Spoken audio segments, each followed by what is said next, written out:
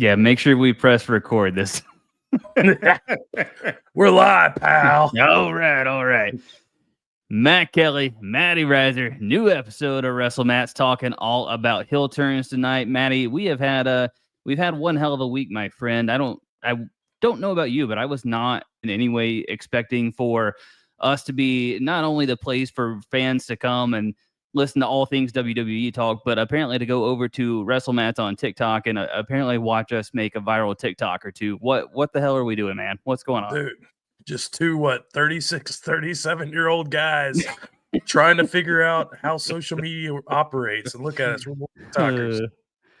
Oh man, I tell you, as we were talking all about heel turns tonight, obviously John Cena is going to come up. Made a goofy TikTok about John Cena and his to be potential entrance music for the next time that we see John. And I'll tell you, Matty, I think some people went heel turn on us for that opinion, just just for having that TikTok alone. I have read all sorts of variations of no music to Doctor of Thugonomics to keeping his music to people agreeing with us to Travis Scott making a song. People are hot for this John Cena heel turn, man. Dude, it's so fresh and we don't have any answers yet. It's what's coming next, and we're so excited for it. I'm pumped. I can't wait. Absolutely. So we are going to be running down 3 or 4 heel turns tonight. And then at the end, we're going to compare the John Cena heel turn with the other legendary heel turn that's been talked about for 30 some odd years now. And that is Hulk Hogan being the third man. And we're just going to kind of compare and contrast those here at the end. But Matty, before we even get to that, oddly enough, with us pushing this episode back, we were actually going to do it, I think, last week. And then we said, oh, we got to talk about this. And so we made it this week. And in the midst of that, oddly enough, we got another heel turn. Like it's cooking, baby. Right here in front of us. So on SmackDown last week, Naomi comes out, admits to Bianca Belair that she is the one that attacked Jade Cargill. Put up a TikTok about this as well, saying that Bianca and Naomi had an incredible performance there with each other. Jade played her part very well. But really the question is, in this story, is that just the complete story, or are we still, in my case, still being just a little bit optimistic or a little bit cynical that maybe Bianca still has something to do with this? I'm in my conspiracy theory mode here, Matty. So I want to get your breakdown on this because I personally loved the segment on Friday Night SmackDown. And as far as heel turns go, I'm personally just of the belief this thing can carry out at least all the way till WrestleMania, if not longer. Yeah, this is full of juice right here. We got plenty of story. Naomi saying Jade's piggybacking off of her fame. She did it for EST. What is going on? We know, obviously, Naomi's a heel in this whole process. She admits to attacking Jade, but what is Bianca's spot? But in the meantime, she's going to WrestleMania in the world title spot. So a lot of clues, a lot of storytelling to be told. There you go, right off the bat. But yeah, I think we want Bianca as a heel at this point, don't we? I personally do. I think regardless of whether or not we get Bianca as a heel, I'm happy that we at least got Naomi as a heel. It's the most intrigued I've been in her character since she's been back. With that said, Bianca's been face Bianca, at least on the main roster, right?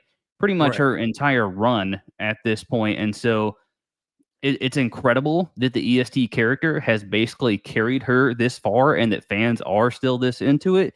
But I think it would just give you an extra layer to dig into. And so if you want to hear my theory on that, I won't belabor it again here on the podcast, but over on TikTok at WrestleMats, you can hear the full thing and why I think there's a possibility that Bianca helps out Naomi on night 2 of WrestleMania, and that's maybe where we finally get that heel turn. Well, I like the idea that, you get something with Naomi and Jade at WrestleMania, street fight, no DQ, something, and somehow this plays a part in Bianca's WrestleMania moment, whether it is Naomi helping her or maybe Jade costing EST the championship. But I think this could work wonders for Jade Cargill as well, because in AEW she was hot as could be.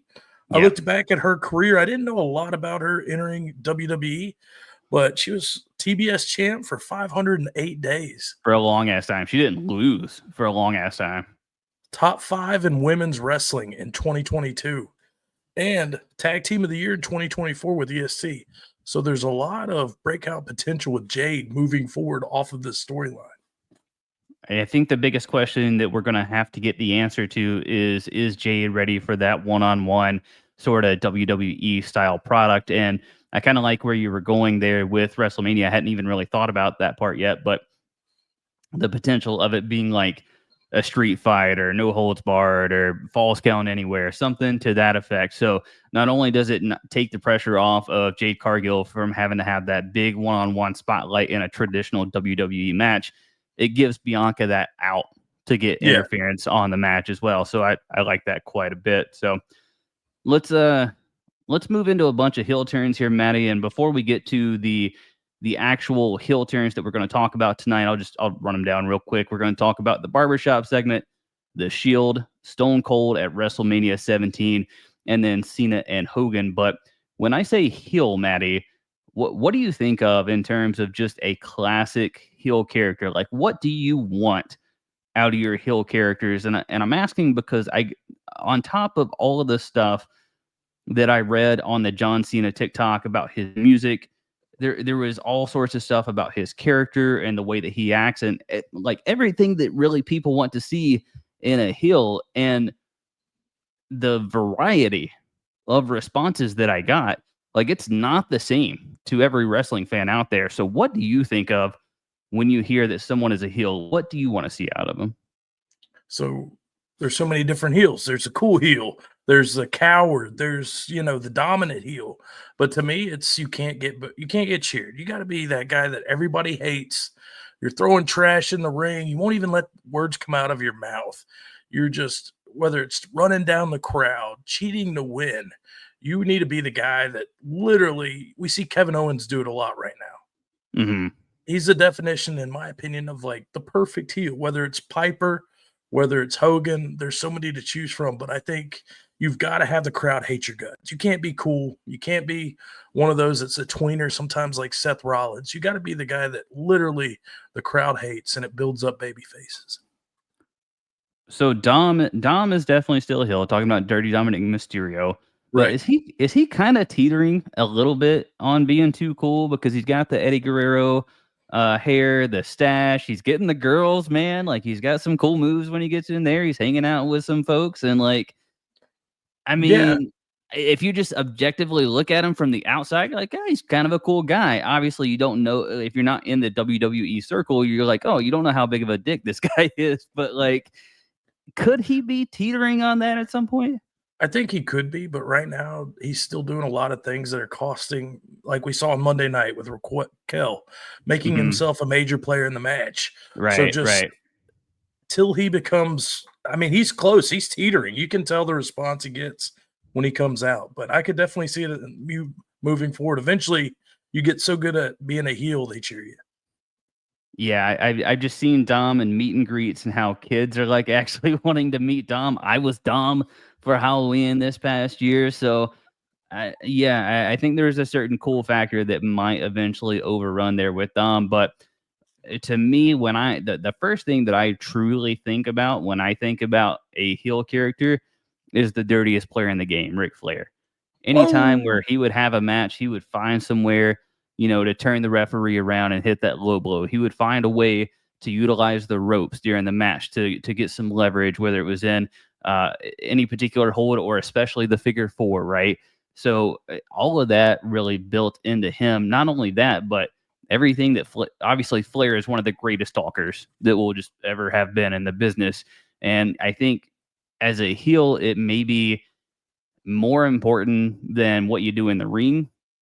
I think it may be more important to be better on the mic than when you're a babyface as well. What do you think about that?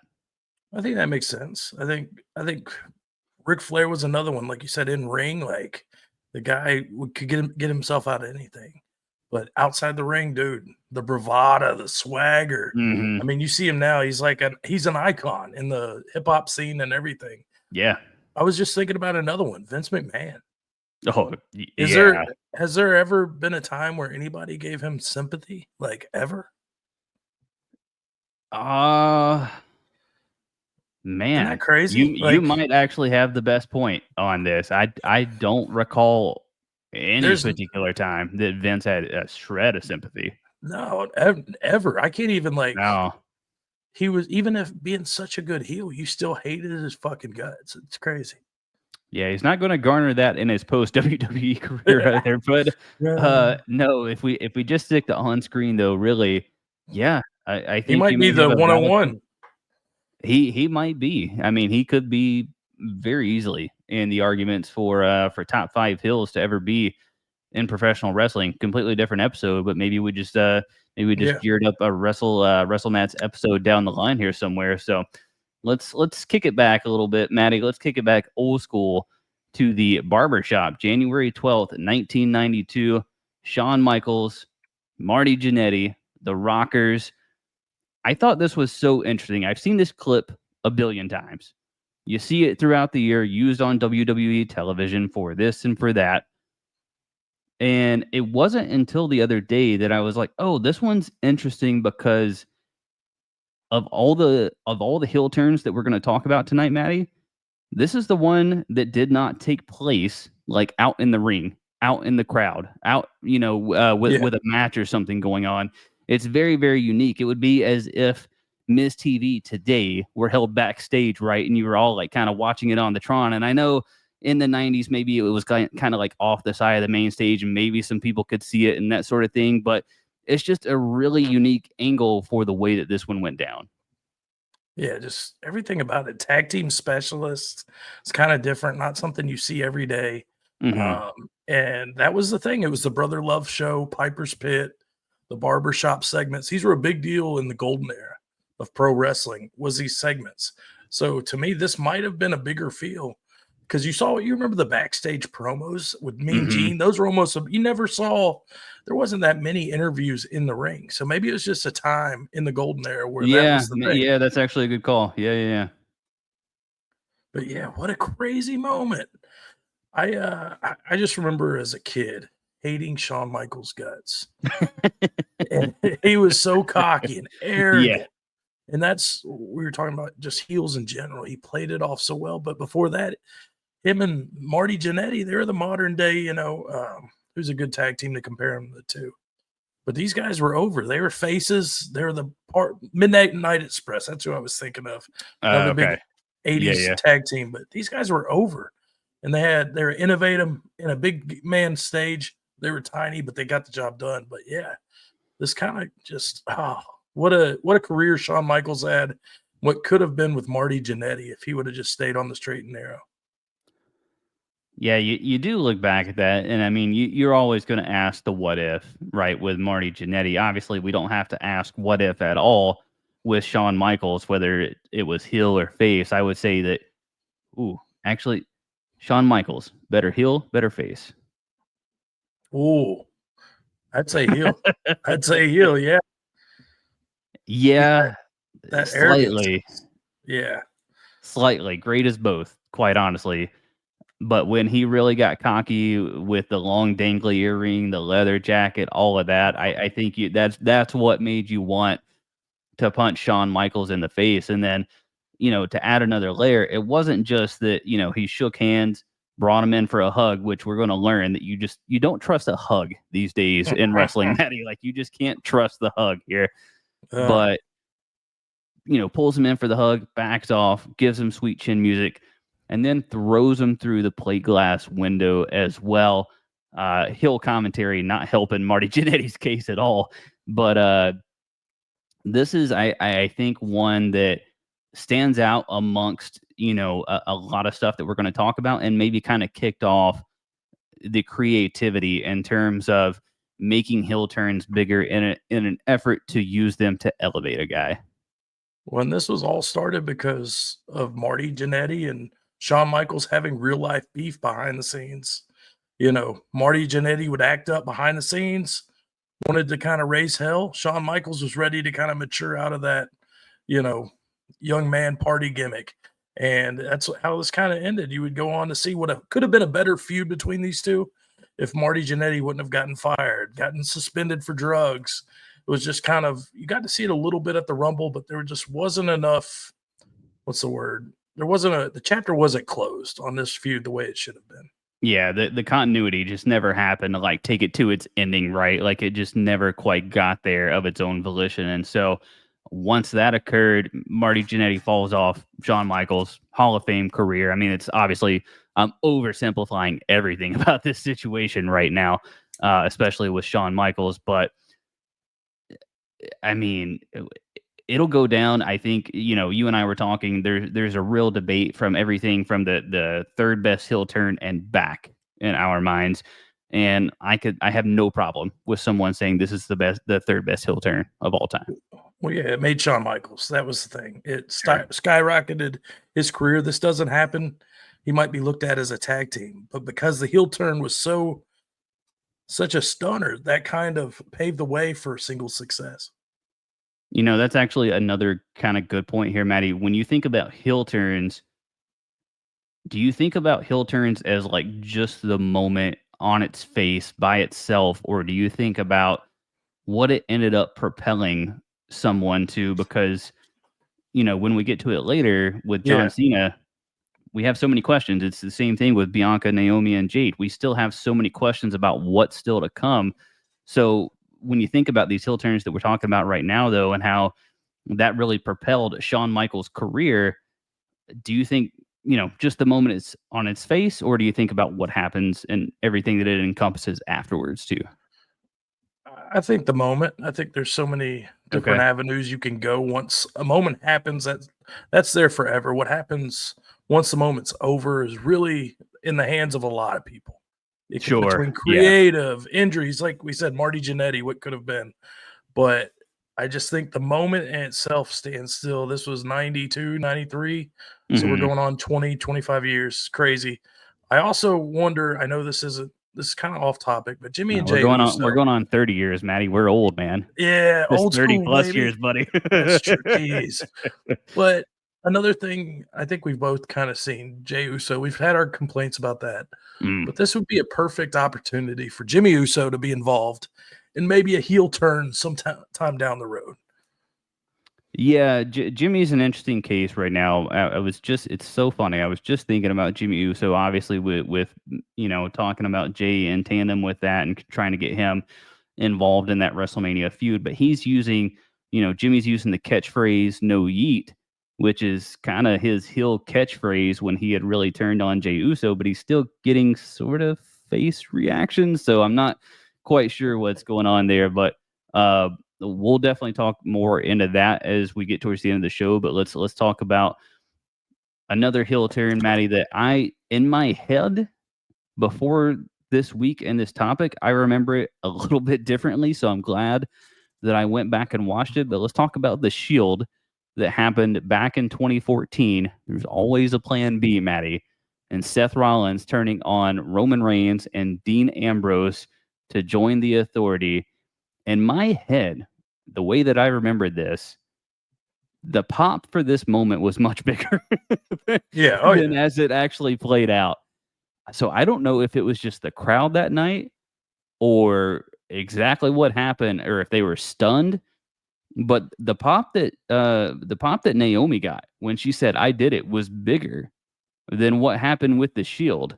And I'm not saying it's a bigger, better moment. That's not at all what I'm saying. I think the Shield is a way bigger moment when you consider the trajectory of everything. But I just thought it was strange the way the crowd reacted. But nonetheless, I still have this in my top 5 heel turns of all time because of the way that it ended Raw, the way that Triple H led into it, the chair shot, everything about it was pretty perfectly done, in my opinion. Yeah, and this was it the night after WrestleMania or something like that? I think it was close to around that point. I remember maybe a month later. Okay, yeah, so it was about a month later. Yeah. I remember the Evolution feud, and you had Batista walk out. Was it earlier in the show, whatnot? And then I think that's what the plan B was. And Randy's side by side there with Hunter. That's right. Yep. But yeah, the Shield had a 2-year run, 2012 2014, it was time to break up. But who would have thought, 11 years later, this trajectory we would have gotten with these three guys that are all main event? I mean, this is what you talk about. Is it the moment or is it the aftermath of it? So to me, yeah, but yeah, I was on the same. I think we looked at this heel turn, and the crowd wasn't really into it as much as you see all the memes, everything we've seen for the past decade of Rollins turning on him, and then stories after stories of how this has played out on programming. It was crazy. It made me wonder, like, was 2014 just a bad year of wrestling? Like, I really don't remember. I would have to go back and maybe look at the WrestleMania card and see what that was. I don't know. It was the most bizarre thing, but in my head, the pop was similar to when, like, when Sami Zayn hit Roman Reigns with the chair a few years ago to get out of the bloodline. I thought it was like that, and it was not at all. But back to your original point there, the trajectory that it sent all three of these guys on, it solidified that this was no doubt the right time for them to break up, the right choice. It really set all of them apart. They all end up being world champions. Even though Ambrose is now Moxley over in AEW, he's still a main event. He's, in fact, their champion right now over in AEW. So, I mean, everything about this has worked out in one way or another. You know, Roman's main evented what, 5, 6, 7 WrestleManias at this point. So you can't argue with it. They're all absolute single superstars. When it Next one, kind of, yeah, I go was gonna ahead. say it kind of ended at the perfect time. You feuding with Evolution. I mean, Hmm. there's not a bigger, for a three-man group, a better feud for you to kind of end on. And then that played right into Triple H and the betrayal, the heel turn. I mean, it kind of went hand in hand with the moment. Like you get to retire on top almost. Yeah, I would agree with that because so many times it doesn't, work out that way for these groups or these heel turns. And, sometimes it's the guy that just turns heel that ends up, kind of getting the rocket ship and propelling, and everybody else is kind of left for dead. But in this case, the Shield, all of those guys went on to become absolute superstars. Let's talk about Stone Cold Steve Austin at WrestleMania 17, joining the corporation. And, this one is so interesting because it's at the peak of everything that is Stone Cold. Like everything that you think about Stone Cold being, this was it before he goes off and joins Vince McMahon here in this heel turn. And it's the most kind of unlikely alliance. And to your point, there's no way Vince was getting any sympathy, regardless of whether this happens or not. And so you have to, I guess they're thinking at the time of this heel turn, okay, what's the way that we can actually get people to hate Stone Cold Steve Austin, which is a hell of a mountain to climb at that point. And they're like, well, you got to put him with the guy that gets absolutely no sympathy whatsoever, and that's Vince McMahon. Yeah, this is like might be the biggest head scratcher for a heel turn I think we've ever had. Like, I get it. Like, I get maybe Stone Cold's character was getting stale, whatnot, but this moment has so much to do with just the era, the Attitude Era, WrestleMania 17 going down as one of the greatest WrestleManias. And then you have Austin turning heel in his home state of Texas, which was kind of weird. Um, I don't know if I got it. But I mean, we never saw a real heel turn by Austin. By then, he was so over. The crowd, they were so invested in him. He was still a face at heart. Yeah, I went and found the Raw the night after Mania, the WWE Raw after Mania, where Austin comes out with Vince in the ring and tries to really cut this heel promo, kind of scathing and telling people to shut up and this and that. But it doesn't have the same classic Stone Cold Steve Austin bravado. You can tell he's a little bit unsure, like he's trying to find it. And I've never said that Stone Cold is unsure on the mic, whatsoever, but it did feel like, okay, this is new territory. I'm easing into it. I'm trying to fill it out. Like, what is it I can do here to make these people hate me? And to your point, like there was some booze, but it wasn't Dominic Mysterio. You know what I mean? No. It wasn't Logan Paul. It just wasn't anywhere near that level. And I think you could tell pretty immediately that, like, this wasn't the call, and it wasn't just it was never going to work the way that it was intended. I don't think. And what's kind of funny is like hindsight 2020. We're in 2025 now. This is 2001, but you got the Rattlesnake selling his soul for the WWE Championship. Mm-hmm. And now we're looking at Cena kind of doing the same thing. I think it's just funny how these heel turns sometimes run parallel, regardless of how long in between it is. Austin, though, just didn't work out. And I mean, we're going to get to the Cena talk, but we heard the crowd on Monday. That was kind of weird. I didn't expect that. So, yeah, new story or old stories, new twist, right? In terms of Austin McMahon, Cena, The Rock, and sometimes if it's not broke, don't fix it. It can work. People stay invested like that. But yeah, I mean, on that note, on Monday Night Raw's reaction, we'll just kind of ease in from that into, John Cena, Hulk Hogan, and those two very classic kind of top of the mountain heel turns.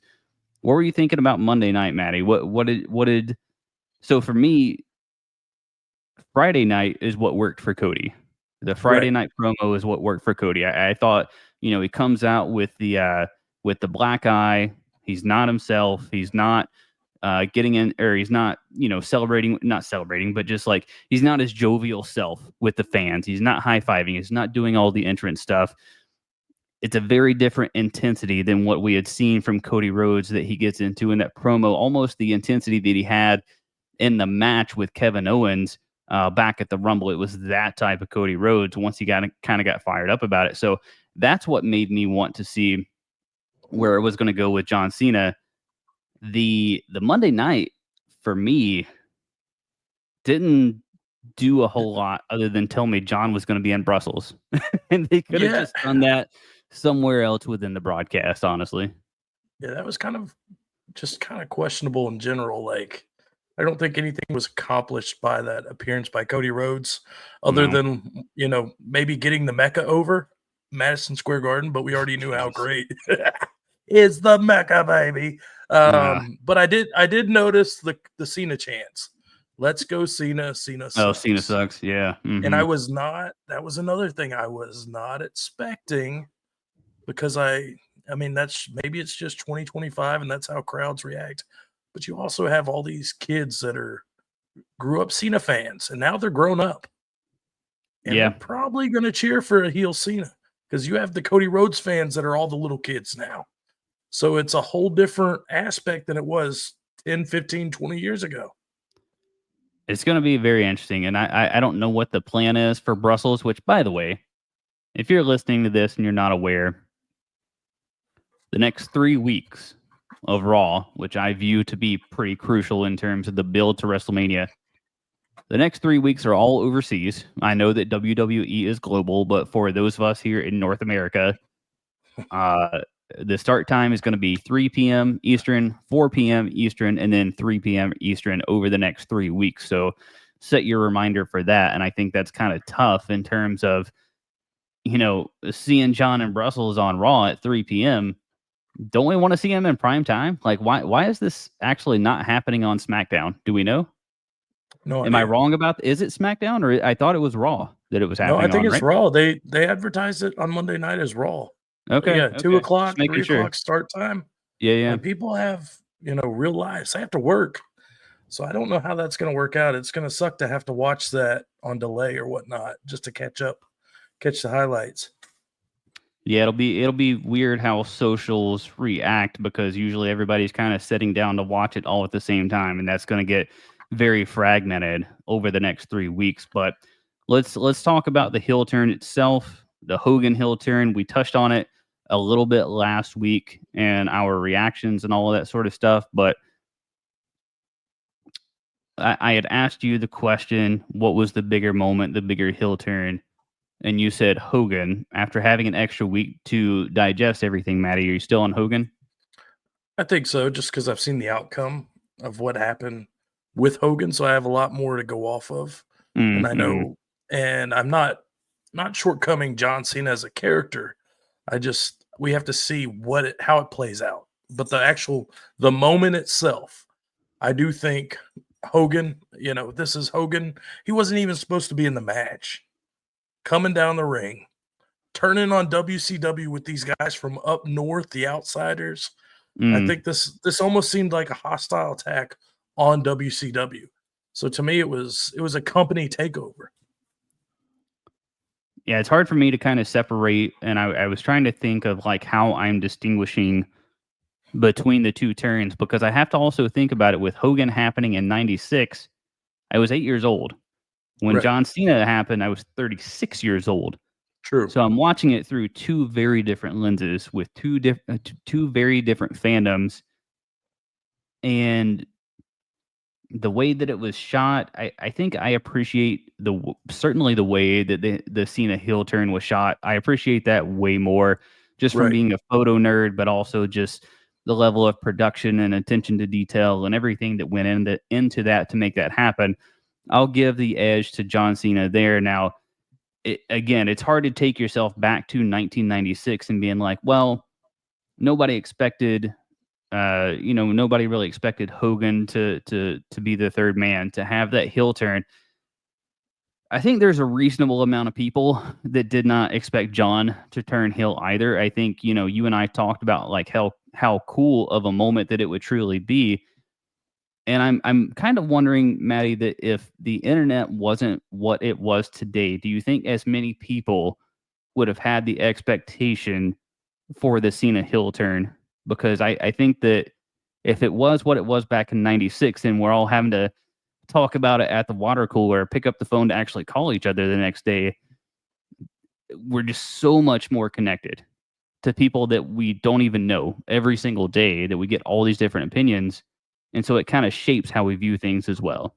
Yeah, I don't think if I was expecting a heel turn from John Cena, it was during the lull of WWE, that time where we had these moments that we needed a little pick me up from the product, and we didn't get it. We got same old Cena.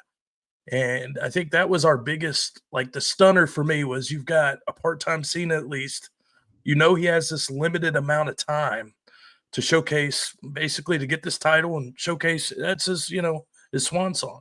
So to me, none of it processed that this was going to happen, which I do think, like you said, the dirt sheets, everybody can say, oh, I told you this was going to happen. That's the biggest difference. You have all these outside opinions, whether you're right or wrong. Everybody's watching it. Everybody's talking about it. Everybody's discussing it on social media. So of course somebody's going to go against the grain and say, yeah, this is going to happen. But yeah, nobody in 96, we didn't have cell phones. No. We had landlines, if that. We didn't have the internet. We had maybe dial up. Even that was like, non-existent. So it's just a different. I was using dial up and chat rooms for completely different purposes back in those days, my friend. Hey now. Yeah. So I mean, with that, let me first off say that I love that people have different opinions, and I kind of ran that down with our TikTok and John Cena. But let me tell you, the field day that I am going to have if that man walks out to bad man at any point throughout this, I am going to have a I got it, baby. I am going to have a field day on TikTok, my friend. But that would be amazing.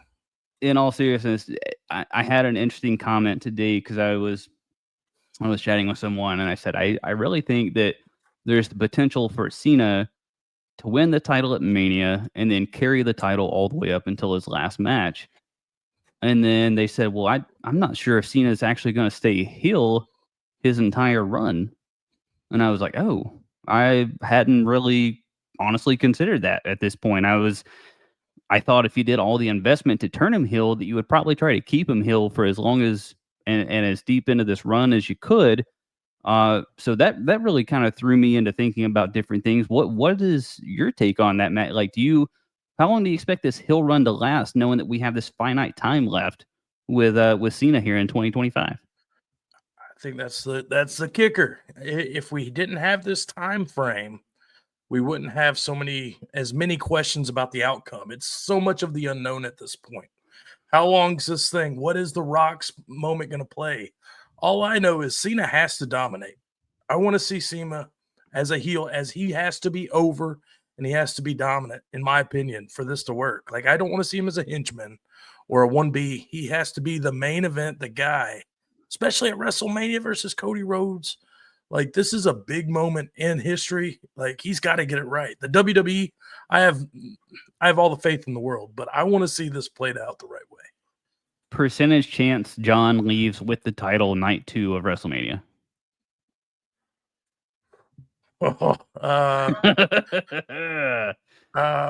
It's tough, man. I don't want to shoot myself in the foot, but I'm going to say 90%.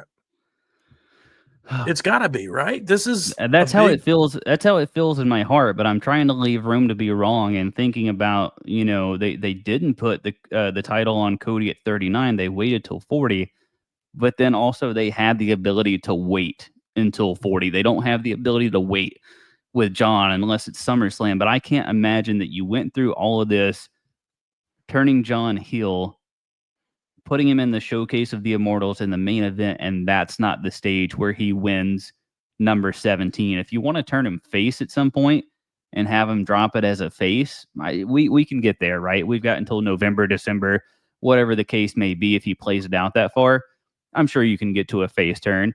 Personally, I thought he was going to stay heel for pretty much damn near the entire run, but I don't know, man. To me, I'm with you. He has to be dominant.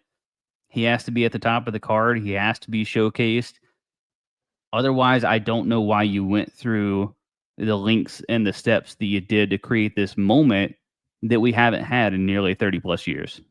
When you have this heel turn that's such a definitive moment in wrestling history, well, you have the 7th. If he breaks this record, which we think he's going to, this has to be as just a big a moment as the Cena heel turn. Yeah, this can't be a Bad Blood pay-per-view. This can't be a Raw. This has to be him standing over Cody Rhodes with the belt, either foot on the back, whatever. This has to be the end game. Like, I want Thanos vibes from John Cena at WrestleMania. Man. Yeah. All right. We're on the same wavelength there. All right. Yeah. No, I like that. I do think, whether it's recency bias or whether it's just not remembering, in 1996 and the magnitude of what that was, and it's also, for as much as they're the same, they're kind of apples and oranges as well, because Hogan was in WCW. We don't have John over in AEW right now doing this heel turn to see how it would affect AEW. So we're comparing it also through different lenses. We have, John joining The Rock, and this is no slight to Kevin Nash and Scott Hall, but they're not The Rock. You know what I mean? It's a completely different stratosphere that John is in my opinion, with this heel turn. So again, it may be recency bias, and it could be just how much I'm invested in this story right now, sitting here present day. There's a possibility that I might need a full year to kind of look back at this John Cena run and what this heel turn meant to really digest, okay, which one's better. But if you had to, if I had to pick right this second, I do think I lean Cena a little bit. Which, if done right, this could be way bigger than anything Hulk Hogan did in WCW, if done right, because it has such big implications with that title run with The Rock involved. That's a lot of big time, and it's 2025. It's a whole different ball game. But yeah, I mean, that's what makes it fun to be a fan. I will say the theatrics of things done, like the crowd throwing trash in the ring in '96. Yeah, sure. That added such an extra level. Yeah, Hogan was due to turn heel just because his character was stale. But to have the whole crowd turn against him, I think that's huge. But that, like we said, a different time. It wasn't cool to cheer for the heel back in '96 as it is today. So, but yeah, to be determined. I mean, to be continued on Cena, but a lot of good stuff heading our way, brother.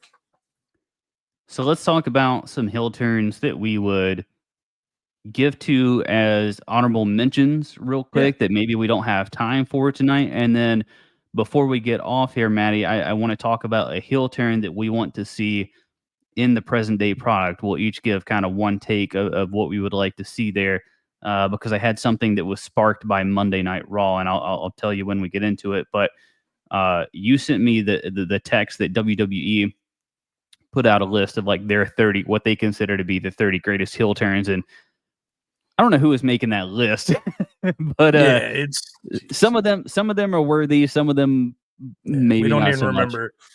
But to me, one of the most classic heel turns involves John Cena on the flip side, and that's Mark Henry out there in that salmon jacket, getting ready to retire. Cena comes in to give that congratulations. We all remember Mark Henry.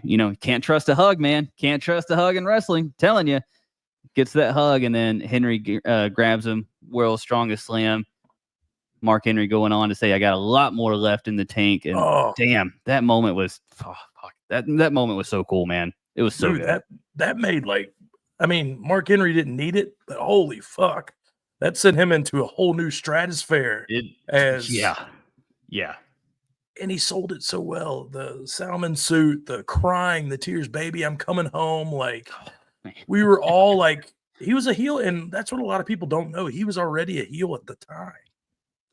And to go in there and get our emotion and all of us invested Right. that was a heel turn with a babyface turn back to a heel turn. That's how crazy it was. I don't get to listen to Busted Open as much as I used to, but obviously Mark is on that. And then there was a documentary that was done about Mark as well. And Mark, I can never hate Mark Henry again, man. Like, he is just, for as much as this big, strong, mean, tough guy that he is, like, he's just a big freaking teddy bear, man. Like, he just seems like the kindest, sweetest, gentlest soul. Like, I love Mark Henry so much, and I'm so happy he got that moment. Dirty Dom, we talked about him already in this episode because it's almost kind of impossible not to. But he turned on two legends in the same night, not one, two. Turned on Edge, turned on his dad, Rey Mysterio. And that has held heat for how long ago was that, man? Is that like 2-3 years now? Yeah. Because there's been 2 WrestleMania since. He had the WrestleMania with Rey and then the tag match last year. We're about to go. So he's almost 3 years writing this thing out, essentially as Dirty Dom off of that heel turn. How insane is that? And that's the thing. Like, I don't think anybody took him serious before that heel turn. No. Like, I questioned his wrestling ability, his character work, everything. I remember being almost a hater that, like, I was like, he's not catching it. He's not getting it.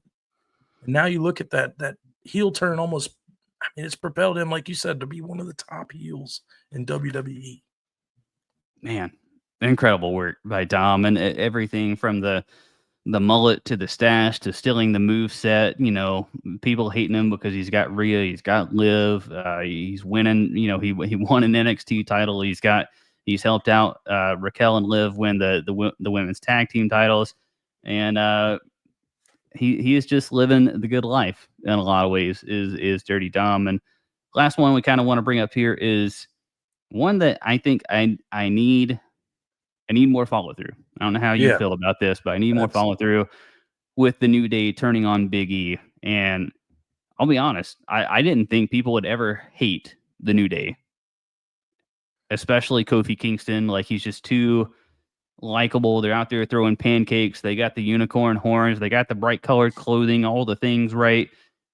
I thought it was going to be damn near impossible for the New Day to ever have a heel turn, but to turn on Big E the way they did, the segment itself, I thought was pretty good.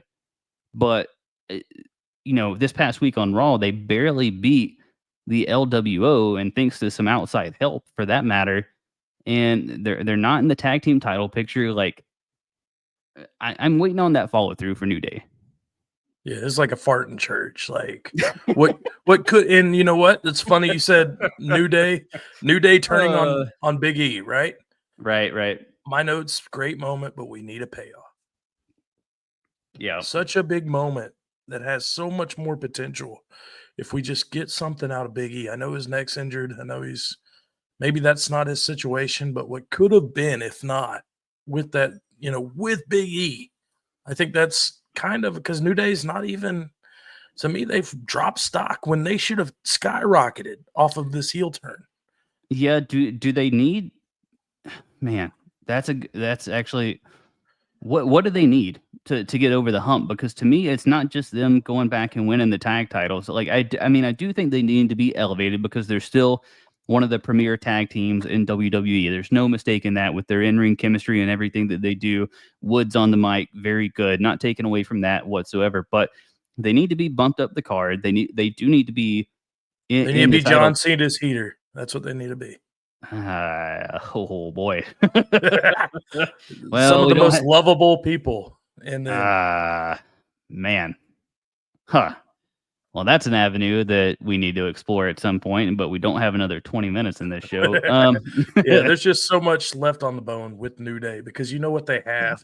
You see their promo skills. You see the things we're doing with their parents, turning on them. Mhm. Everybody, there's potential there, but it just seems like right now they're just kind of in that awful bad territory you don't want as a tag team. Yeah, agreed on that. So to end the show, let's talk about a heel turn a piece here that we would like to see. Do you want to go first, Matty, or you want me to lead this thing I off? want you to lay it down because I think this is going to be where you kind of steal the show on this. I have some ideas. I don't have anything kind of played out, but I do like a lot of different avenues for characters moving forward. Okay. So we were hosed out of one of our WrestleMania dream matches, Matty, whether that was Roman Reigns and CM Punk CM Punk and Seth Rollins, or Seth Rollins and Roman Reigns. I think those were kind of two matches that we really wanted to see, and it ends up on Monday night very much looking like that we are going to get that triple threat match. And then the closing scene to Monday Night Raw this week, which, you know, I know this isn't a Monday Night Raw review, but for me, this was the worst Monday Night Raw since Raw moved to Netflix, personally. I just thought it could have done way more in advancing storylines and yada, yada, yada, but it did at least give me this thought, Matty. So right now, if you had to pick a main event for WrestleMania, would you say it's Jey Uso and Gunther, or would you say it's this Roman Reigns, CM Punk, Seth Rollins match? I got to go Jey Uso. Oh, okay. It's a title match, you know. But okay. The momentum sucks. We have discussed that. So that's kind of that's kind of what I'm leaning into, is that the momentum there for Uso and Gunther is struggling a little bit. We need a little something extra to get it over the hump there and to really be the main event for Jey Uso, right? So I think there's a decent argument to be made right now that Roman is the biggest face of WWE, that Seth Rollins is right in the mix, that CM Punk is right in the mix as well. So the interesting part is right now you have three guys, and we talked about it before, especially in our review show of the Elimination Chamber, that nothing that Seth Rollins is doing and nothing that CM Punk is doing is getting a heel reaction. Now you add Roman Reigns to the mix, Matty. He's not getting a heel reaction either. So if we go into WrestleMania with all three of these guys as faces, I do think people are in on it, but I think that's a really unique circumstance that we're going into a match, a triple threat match, with all three players being a face. So to me, you need a heel turn. You need a heel turn in this match. Where's the heel turn come from? I'm saying it comes from Paul Heyman. If I told you Paul Heyman was going to align with somebody, Matty. Oh shit. Okay. What would you say if I told you that Paul Heyman has already been with CM Punk? He's already been with his tribal chief, Roman Reigns. Oh my God. What if he aligns himself with Seth freaking Rollins? Mic drop right there, baby. You fucking did it. That's it. Go home. Oh my God. Dude. What if that's the closing shot of night one? Paul Heyman, Seth Rollins at the top of the ramp with Punk and with Punk and Reigns in the ring left. Who's expecting Rollins to align with Heyman right now? That would be iconic right there. You can't. I think it would be pretty cool. I think we've been talking about Rollins though, kind of giving some heel vibes, right? We're like, is this turn coming? He's wearing some darker colors here recently, and that sort of thing. I know he had still the flamboyant outfits and stuff, but there's just been more heel tactics. He was yelling at CM Punk to die. Like, how much more heel do you need this man to be before he's just full-fledged heel? And I think if Heyman aligns himself if he stays aligned with Roman, he's still going to get cheered. If he goes back with CM Punk, that's definitely getting cheered. The only way that Heyman is going back to being a heel himself, and I think maybe one of the only ways to get Seth to be going back as full-fledged heel, is to align himself with Paul Heyman. Dude, that's amazing. I think Seth Rollins with Heyman is fucking money. Let's hope, man. Dude, That's all I can say is let's hope. That is iconic right there. Like, that's heat, brother. I love that. I love every bit of that. For Heyman to turn on two of his guys in the same spot. My gosh. Yeah. I don't know, man. We'll see. What about you? You got anything for me now? I got an honorable mention. I'm not going to go into too much. We kind of discussed both of them. For the product, I think just to improve it, it'd be Bianca and it'd be Jimmy Uso. I think both need that. Okay. A heel turn would benefit both, in my opinion. I think you could obviously wait till after WrestleMania with Jimmy and Jay fighting for the title, something like that. I don't even know if they fight for the title or if Jimmy gets jealous and costs Jay his WrestleMania moment. I don't know if that has a bigger moment, but I have no idea. But between those, damn dude, that Paul Heyman, Seth Rollins, that was the best thing you could have done for this episode.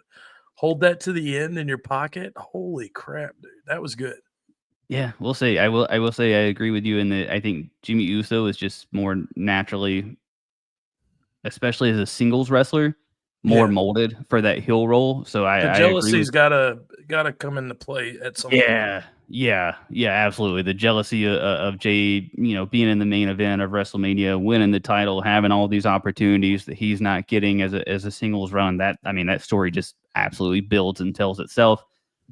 Bianca, I would believe her on about, but I think we've kind of talked about it ad nauseum. Quite frankly, it's on our previous podcast. It's on our TikTok. It's on all the things, right? So, nothing to really go into detail there about.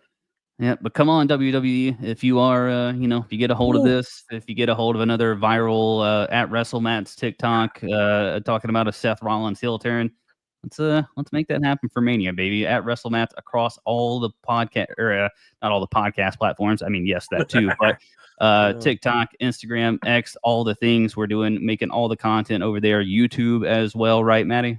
Yes, sir. We are on the board across it. Between TikTok, YouTube, Facebook, InstaFace, anything and everything. We're figuring it out. Man. Yeah. All of them. We're just there. Two 37-year young guys just cranking out content, baby. Do. That is Matty Riser. I am Matty Kelley. We are out of here. This has been the WrestleMats.